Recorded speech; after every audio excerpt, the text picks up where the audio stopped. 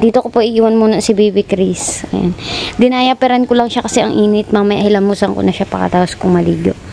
Diyan lang ikaw ha. Hoy. Hoy. Chris. Diyan lang po ikaw ha. Naligo si mama. Ayan. Diyan lang ikaw. Ayun, nasagaan lang po siya. Safe naman po yan. Hindi naman siya dyan mahuhulog. Dito lang naman po ako maliligo sa tapat niya. Ayan. Wala kasing makarga sa kanya kasi wala kaming kasama dito, kaming dalawa lang. Makuha tayo ng bisan. Dika. Dili. Ayan. Pag may trabaho po si Raymart, kaming dalawa lang ni Chris ang nandito. May tiklopin pa ako sa loob. Nakalinis man ako ng kwarto. Ano, baby? Si Chris dyan lang. Ano? Hintayin niya si mama. Handa, hingi ng manok. Hingi ng manok, no? Hoy, bulinggit. Maligo na ako. Diyan lang ikaw, ha? Nakikita ko naman po siya kasi nandito lang ako sa harap niya. Ayan, wala akong talagang makakarga sa kanya kasi walang ibang tao dito, kami lang. Mga nasa trabaho, tapos nasa trabaho pa din si papa niya. Mamaya pang alas 5 ang uwi. Ano? Marunong na yan sa camera eh. O, pag mga picture, gusto nakikisali. No? Yan, habang wala pang tupak si baby, hugas muna ako ng hugasin. Yan lang ikaw ha. Ayan, magkatapatan lang naman po kami. No, mahugas ako, last na talaga. Ay, ayaw na. Ay, mukhang ayaw na talaga. Oh. Hindi na muna, kakargahin muna. Yeah.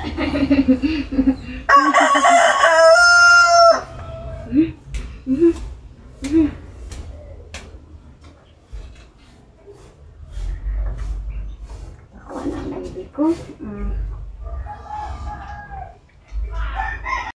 Ayan, at dahil po nag-inarte na si baby, padidiin ko muna, mamaya na ako maghuhugas at kawawa naman. Ayan, yun, ang sisipa na talaga, oh. Ang sisipa na, galit na, ay talaga. Didi na ikaw. Nainom lang akong tubig. Pakapadede ko po, tsaka ako maghuhugas maya-maya. Hawa naman yung bata, gutom na. No, hawa man ang baby ko, no. Didi na ikaw. Ayan, katulog na po si Chris, oh. Yan, nilipat ko siya dyan kasi mahugas ako sa kusina. Ayan, tatawa. Mahugas ako sa kusina. Ayoko naman bayaan dito sa kwarto ng mag-isa. Kaya, nilipat ko po siya dito. Tatawa. Ayan, para makahugas ako at makasaing. Tapos mamayang gabi, tiklopin ko to. Tatawa si Kalbo, oh. Maghugas muna po tayo. Dadalhin ko muna siya dun sa dulo. Sana ako magkagising.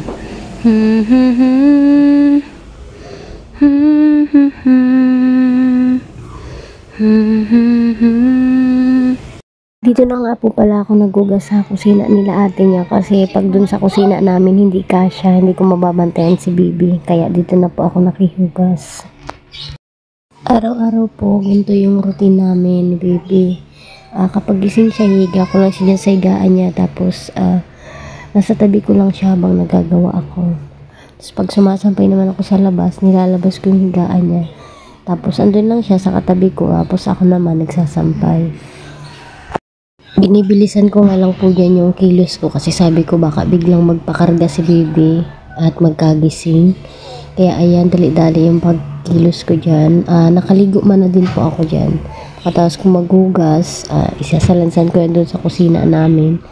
Tapos, padede tayo ulit. Tapos, tsaka ako magsasampay. Para dire-diretso po yung gawain. Tutulugin ko muna si Bibi ulit. Hinila ko na nga po pala dyan si Bibi pabalik dun sa salas. Kasi tapos na akong maghugas. Ako kunin ko na lang hinugasan ko. Tapos, sasalansan ko na dun sa kusina namin. Ayan. Sa ngayon po, tulog pa naman si Chris, kaya makakagawa pa ako ng ibang gawain. Kasi pag nagkagising yan, magpapakarga na po yan. Tapos, may higa mo lang ulit yan kapag magdidede na siya. Ayan, tapos na po ako maghugas. Ayan, nalipat ko naman si Bibi dito.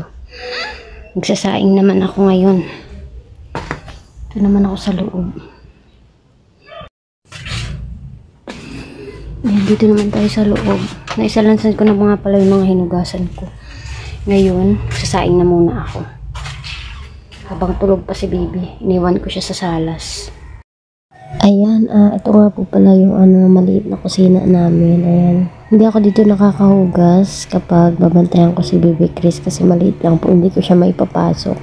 Kaya nandun ako sa kusina nila ate niya nakikihugas. Ayan, ngayon po magsasain muna ako kasi tapos ko nang isalansan yung mga hinugasan ko. Ayan, magsasalang na ako dyan ng sinaing para mamaya hindi na si Raymond magluluto ng sinaing. Ulam na lang pagdating niya sa trabaho, magluluto na lang siya ng ulam. Araw-araw, ganito yung routine namin ni Bibi kapag kaming dalawa lang naiiwan sa bahay. Ayan, tapos na po ako sa mga gawain. Tulog pa rin si Bibi. Ayan. Ipapakulo akong mainit kasi kakain ako ng kanin. Magme-merienda ako. Ihinang manok. Mamaya po pagkatapos kong kumain, hilamusan ko naman siya pagkagising niya. Ayan po, kakain muna ako ng kanin kasi meriendahan ko. Mas gusto ko ang kanin kasi nakakabusog kaysa sa tinapay. Bibi, nagkagising na Burulakog ka na. Diyan ka lang ha. Sa katabi ka muna ni mama ha. Nakain lang ako. Ang ihi kasi ng manok po ay magantilao. Kaya ayan. Gising na si Baby. At pagkatapos ko naman pong mag-asikaso, ayan, pagkatapos kong hilamusan si Chris dyan, ang banding namin mag-inayan, ganyan, kaigana kami. Tapos, hintay na namin si Papa niyan dumating. Ayan, kasi si Chris po, hindi niya natulog. Natulog kasi yan ng alauna, tapos nagkakagising niya. 2 or 3. Tapos, pag ganyang oras, hindi niya natutulog. Matutulog na po yan, 6 na. Kaya, ayan, libang-libang muna kami. Kasi kapag lumabas naman kami, wala naman eksena sa labas. Kasi ang layo naman ng kalsada dito kina Raymart. Doon pa sa labasan. Kaya, ayan, iniintay na lang namin si Papa niya sa loob ng kwarto. Ayan, kukulitan na lang kaming mag-ina. At ang banding naman po ng mag-ama, ayan, pagdating ni Raymart, kukuhain niya sa akin si Baby. Ayan.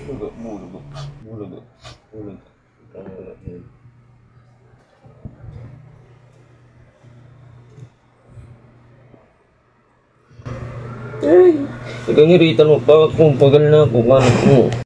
At habang pinapatulog niya si Baby, siya ang nagkatulog.